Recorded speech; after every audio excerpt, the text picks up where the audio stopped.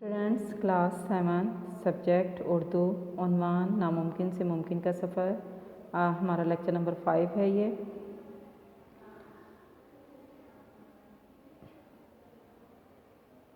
जबकि दूसरी में आम किताबों का ज़ख़ीरा था, मुताले से भी राइट बरादरान में प्रवास के बारे में तजस्सुस उभरा।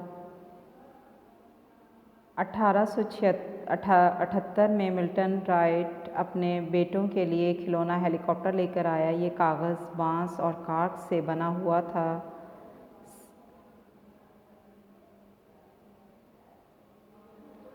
इसमें एक रबड़ लगा हुआ था। इसे काफ़ी देर घुमाने के बाद छोड़ते तो ये फ़िज़ा में बुलंद हो जाता और चंद सेकंड फ़िज़ा में रहता। इसका साइज़ एक इंसानी हाथ के मुसावी था। इस वक्त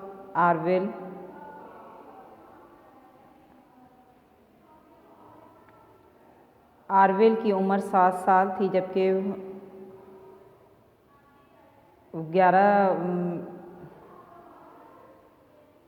जबकि विल्बर 11 साल का था।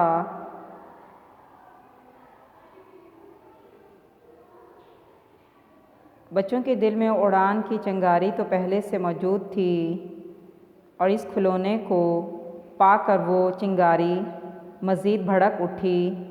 दोनों भाई इस खिलौने के साथ खेलते रहते। ये खेल इनको बहुत भाया।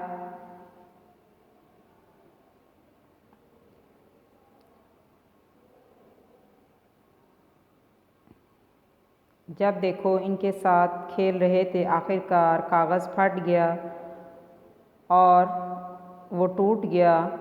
उन्होंने ये खिलौने बनाने की कोशिश की, मगर इसका वज़न इस कदर ज़्यादा हो गया कि इसका उड़ना मुमकिन ना था। खिलौना हेलीकॉप्टर बनाने का तजर्बा अगरचे नाकाम हो गया था, ताहम इससे इन्हें एक नया ख्याल सूझा। वो पतंगे बनाकर अपने दोस्तों को बेचने लगे। उन्होंने कई डिज़ाइन आजमाए, बिलाखिर वो सही डिज़ाइन बनाने में कामयाब हो गए। पतंगे यूं उड़ती जैसे इनको पर लग गए हों। 1889 में विल्बर की मदद से आरविल ने एक प्रिंटिंग प्रेस डिज़ाइन किया। वो अपने बनाए गए प्रेस पर अखबार छापते रहे। 1892 में उन्होंने साइकिल की एक दुकान खोली। 4 साल बाद एक जर्मन हवाबाज ग्लाइडर उड़ाने की कोशिश में जान से हाथ धो बैठा। इससे भी राइट बरादरान और उसके हौसलों को तक़वियत मिली। उन्होंने सोचा इंसान का फ़िज़ा में उड़ाने का ख्वाब शर्मिंदा ताबीर हो सकता है। 1900 से लेकर 1902 तक दोनों भाई मुसलसल तजर्बात करते रहे। फिर 1903 में वो तारीख़ी लम्हा आन पहुंचा जब ये दोनों भाई नामुमकिन को मुमकिन बनाने की जस्तजू में कामयाब हो चुके थे। ये 17 दिसंबर की बात है कि आरविल 12 सेकंड से ज़्यादा देर फ़िज़ा में रहा। इसके जहाज़ ने 37 मीटर का फ़ासला तय किया। इस रोज़ दोनों भाइयों ने 3 मज़ीद उड़ानें भरीं। विल्बर 59 सेकंड फ़िज़ा में रहा और वो 260 मीटर का फ़ासला तय किया। शुमाली कैरोलिना के मुकाम पर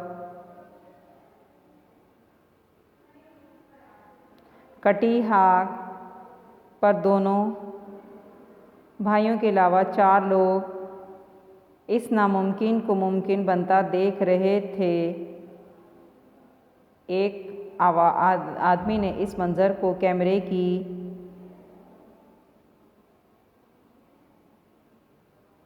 आँख में हमेशा हमेशा के लिए महफूज कर लिया। अगरचे फ़िज़ा में उड़ने का कामयाब तजर्बा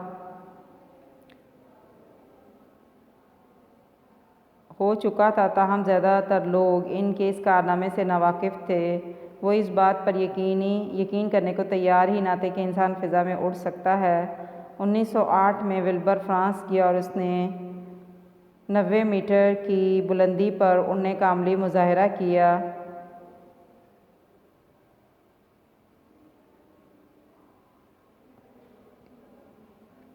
एक फ्रांसीसी कंपनी विल्बर को उड़ाने वाली मशीन बनाने पर आमादा हो गई। जिन दिनों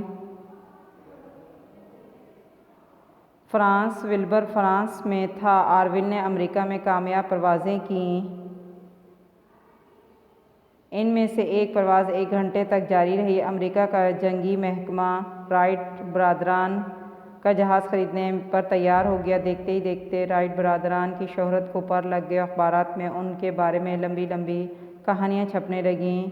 वो हीरो बन चुके थे, जहाँ जाते लोग इनके पीछे पीछे चलते। लेकिन दोनों भाइयों की शोहरत से कोई सरोकार ना था। वो वापस अपने कस्बे में आ गए और अपने जहाज़ को खूब से खूब तर बनाने की कोशिशों में लग गए। उन्होंने बहुत से लोगों को भी उड़ाना सिखाया। विल्बर राइट टाइफाइड बुखार में मुब्तला होकर 1912 में इस दुनिया से कूच कर गया। भाई की मौत के बाद आरविल मरते दम तक अपने जहाज़ का डिज़ाइन बेहतर बनाने में लगा रहा। आरविल का इंतकाल 1948 में हुआ। आज हमारे पास बर्क तेज़ रफ्तार जहाज़ मौजूद हैं। खलाई गाड़ियों ने खला की तस्खीर को मुमकिन बना दिया, लेकिन अमेरिका के शहर वाशिंगटन के फ़ज़ाई खलाई अजायब घर में रखा गया पहला हवाई जहाज़ हमें याद दिला रहा है कि ये सब राइट ब्रदर्स और उनके पहले कदम की बदौलत मुमकिन हुआ। आज का हमारा लेक्चर यहीं पे कंप्लीट होता है। इंशाल्लाह नेक्स्ट करेंगे।